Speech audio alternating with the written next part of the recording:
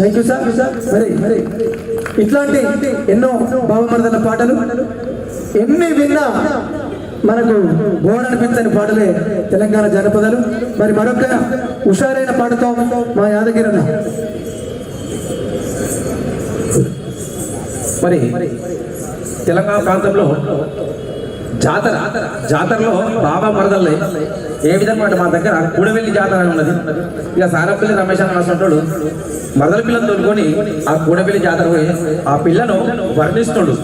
ఆ పిల్లని పోయి తూర్పు దేశం కాబట్టి ఆ పిల్లను వర్ణిస్తుడు. ఏ విధంగా అంటే తూర్పు దేశంలో మనగల్లు తెల్లజీర పిల్ల నీ రూపము చూసి ఓర్వలేనే తెల్లజీర పిల్ల ఓ పిల్ల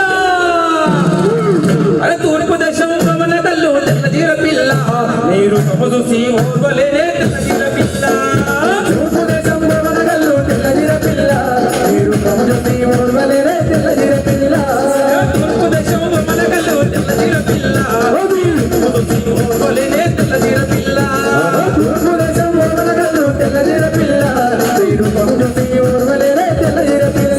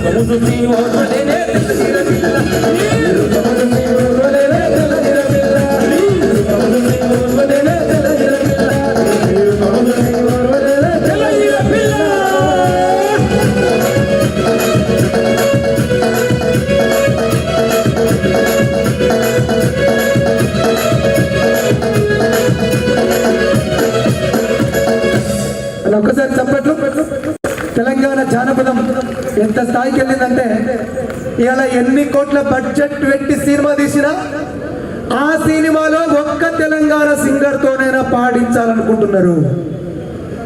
ఇది నిజమా కదా? ఫోక్ సింగర్ ఒక్క పాటనన్న పెట్టి తీస్తుంటేనే ఆ సినిమా తట్టున్నది. అంటే అంత స్థాయికి ఎదిగింది ఇలా తెలంగాణలో ఫోక్ ప్రపంచ స్థాయిలో. ఒకప్పుడు తెలంగాణ యాస అంటేనే పక్కకు పెట్టేది, తెలంగాణ మాట అంటేనే కమిడియన్లకు పెట్టేది.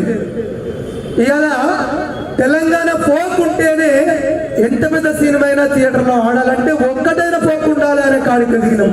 ఇంకా ప్రపంచంలో ప్రపంచ వేదికల మీద తెలంగాణ ఆట, తెలంగాణ పాట, తెలంగాణ మాట ఎల్లప్పుడూ కీర్తించే విధంగా మన ప్రభుత్వం ఇట్లాంటి వేదికలు ఎన్నో ఏర్పాటు చేసి ఎంతో మంది కళాకారులందరినీ కూడా